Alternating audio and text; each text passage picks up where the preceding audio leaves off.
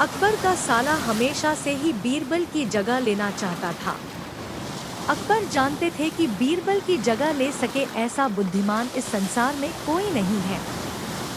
फिर भी जोरू के भाई को वह सीधी ना नहीं बोल सकते थे। ऐसा करके वह अपनी लाडली बेगम की बेरुखी मोल नहीं लेना चाहते थे।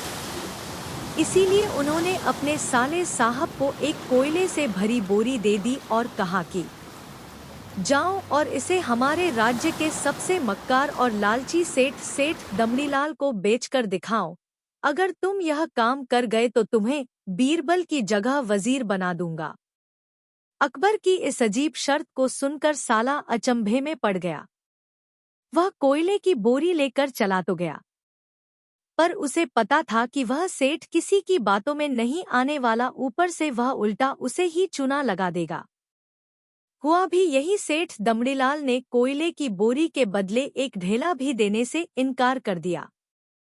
साला अपना सा मुंह लेकर महल वापस लौट आया और अपनी हार स्वीकार कर ली। अब अकबर ने वही काम बीरबल को करने को कहा।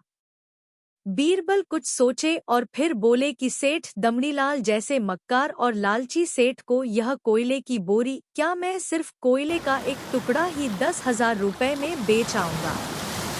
यह बोलकर वह तुरंत वहां से रवाना हो गए।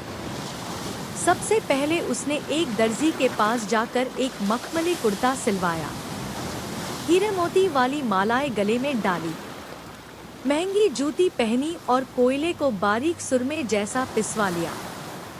फिर उसने पिसे कोयले को एक सुरमे की छोटी चमकदार डिब्बी में भर लिया। इसके बाद बीरबल ने अपना भेष बदल लिया और एक मेहमान घर में रुककर इश्तिहार दे दिया कि बगदाद से बड़े शेख आए हैं, जो करिश्माई सुरमा बेचते हैं, जिसे आंखों में लगाने से मरे हुए पूर्वज दिख जाते हैं, और यदि उन्होंने कहीं कोई धन गाड़ा है तो उसका पता बताते हैं। यह बात शहर में आग की तरह फैली। सेठ दमड़ीलाल को भी ये बात पता चली। उसने सोचा जरूर उसके पूर्वजों ने कहीं न कहीं धन गाड़ा होगा। उसने तुरंत शेख बने बीरबल से संपर्क किया और सुरमे की डिब्बी खरीदने की पेशकश की।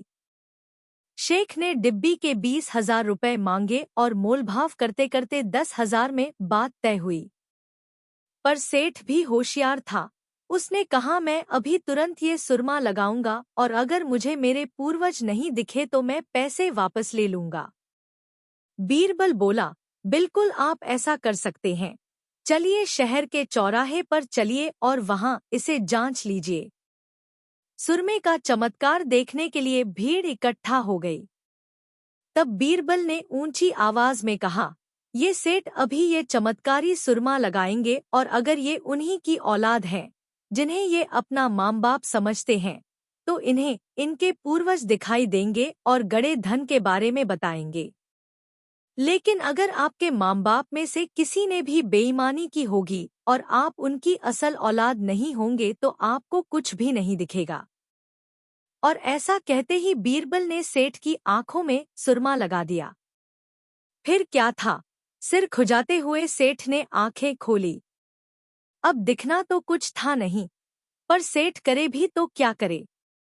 अपनी इज्जत बचाने के लिए सेठ ने 10,000 बीरबल के हाथ थमा दिए और मुंह फुलाते हुए आगे बढ़ गए। बीरबल फौरन अकबर के पास पहुंचे और रुपए थमाते हुए सारी कहानी सुना दी। अकबर का साला बिना कुछ कहे अपने घर लौट गया और अकबर बीरबल एक दूसरे को देखकर मंदमंद मुस्काने लगे। इस किस्से के बाद फिर कभी अकबर के साले ने बीरबल का स्थान नहीं मांगा।